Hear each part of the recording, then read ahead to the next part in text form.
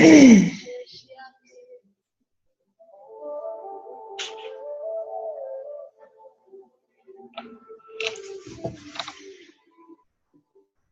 everybody. Happy day 2.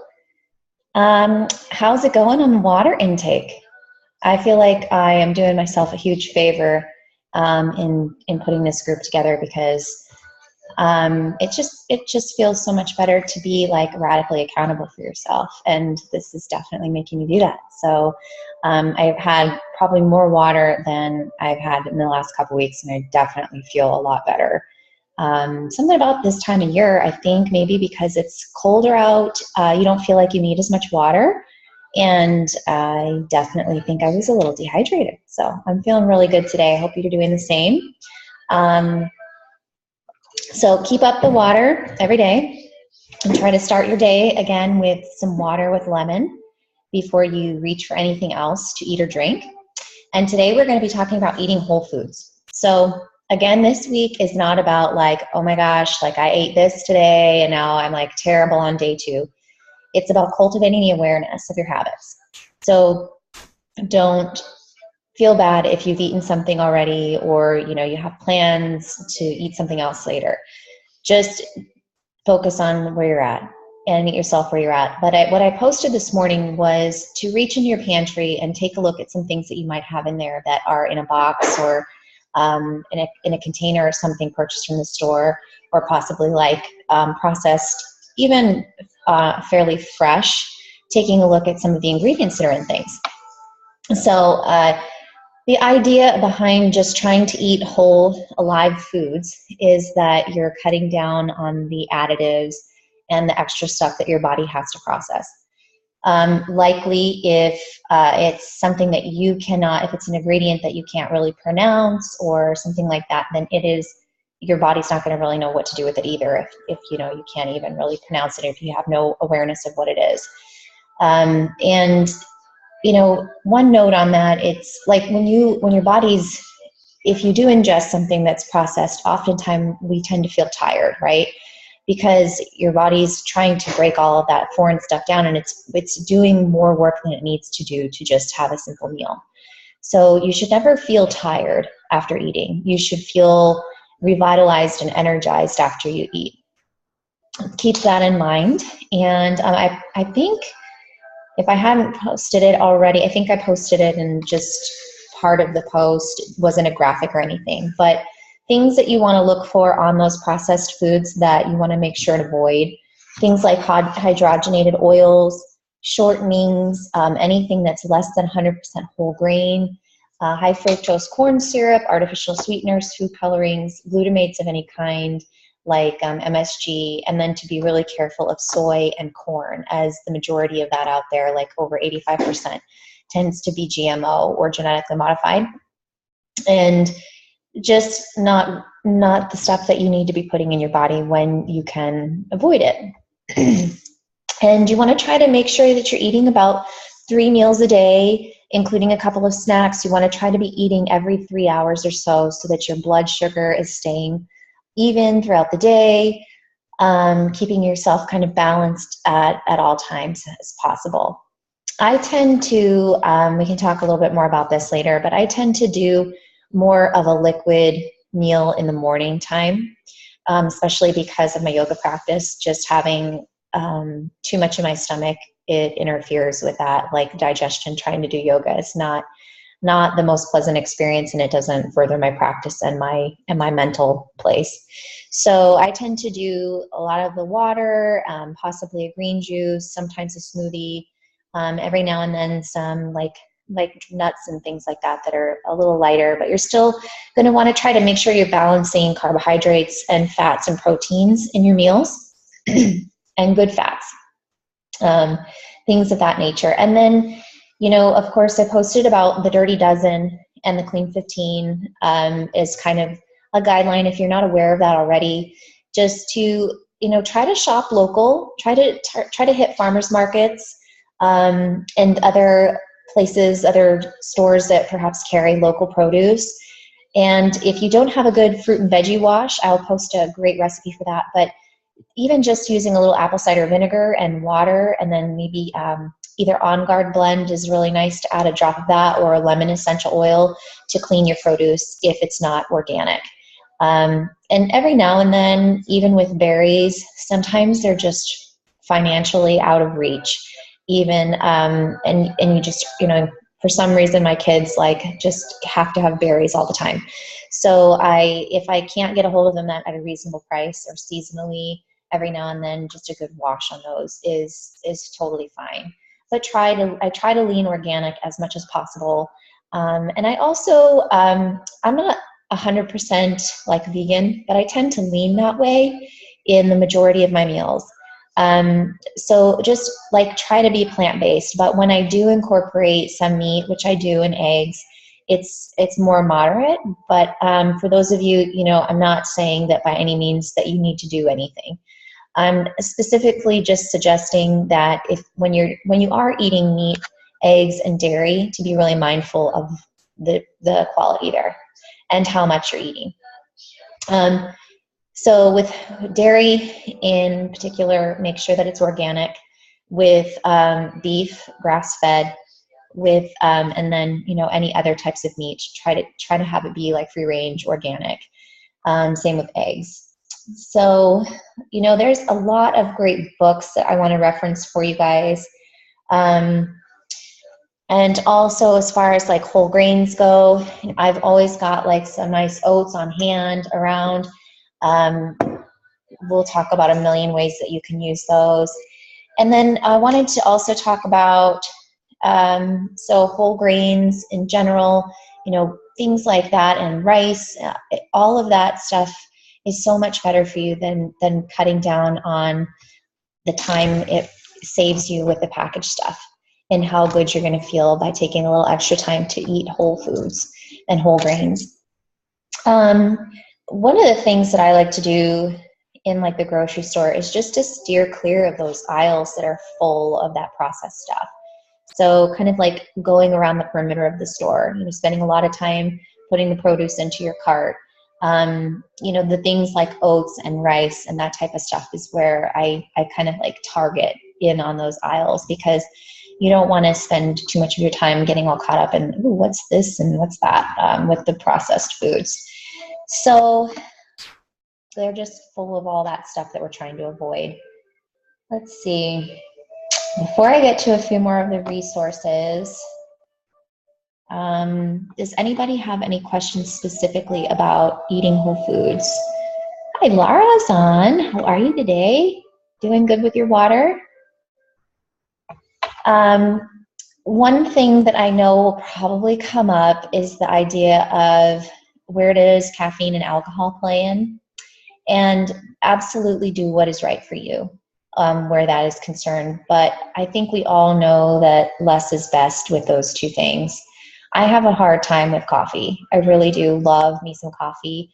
But I've definitely tried in the last 6 months or so not to have it every single day, and to limit it to one serving of coffee, and not to put anything crazy in it. Not, you know, no adding a bunch of sugar. Try not to do like, nice, Lara, 32 ounces in, and it's like only 2 o'clock. Way to go.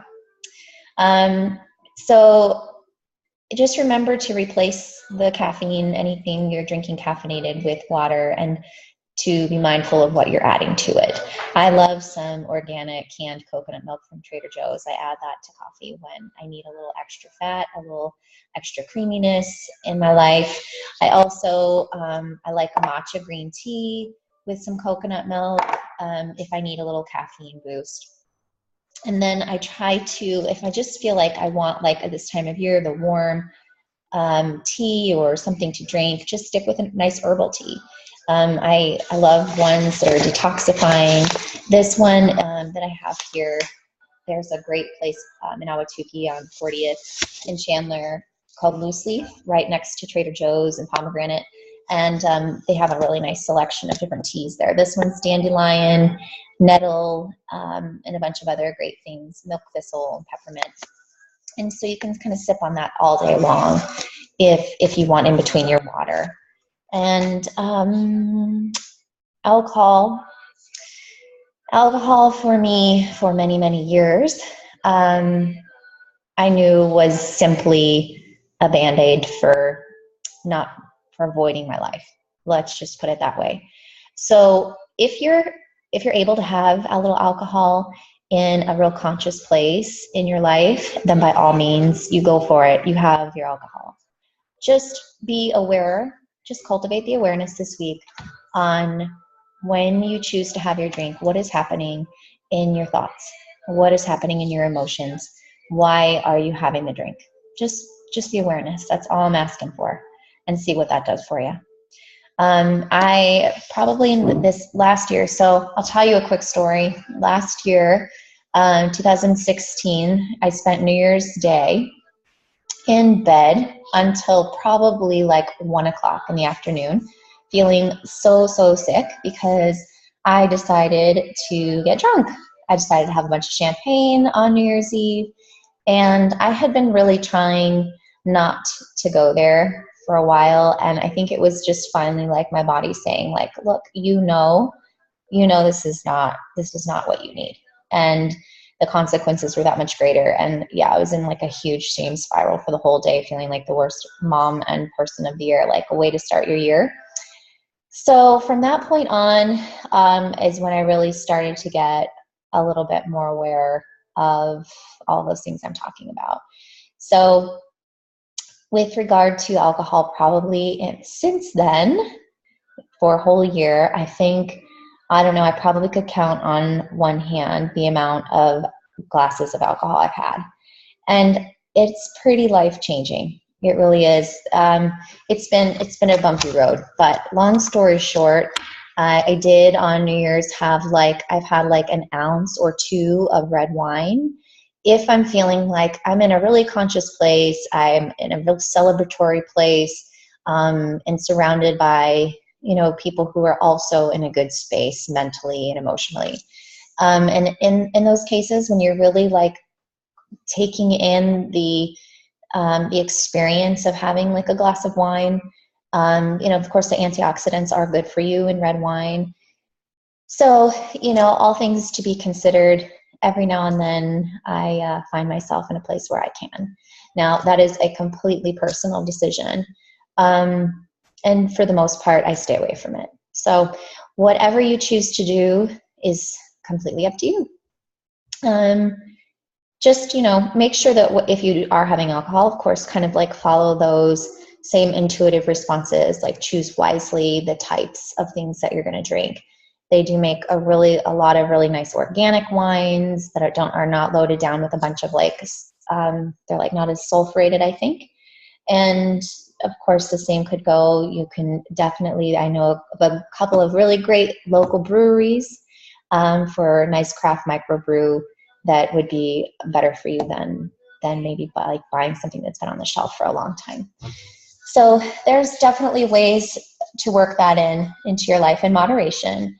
So we talked about Kris Carr. If you haven't gone on her website, definitely check out Kris Carr. It's spelled with a K.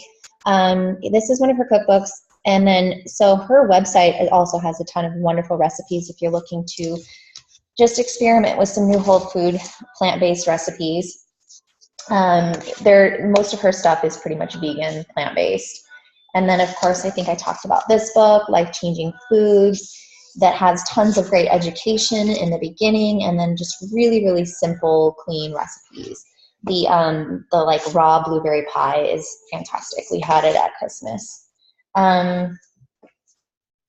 Also, like the Vitamix book that comes with a Vitamix, if you have a Vitamix, has a lot of really great recipes. I love the Superfood Smoothies book by Julie Morris, full of a lot of really wonderful smoothies.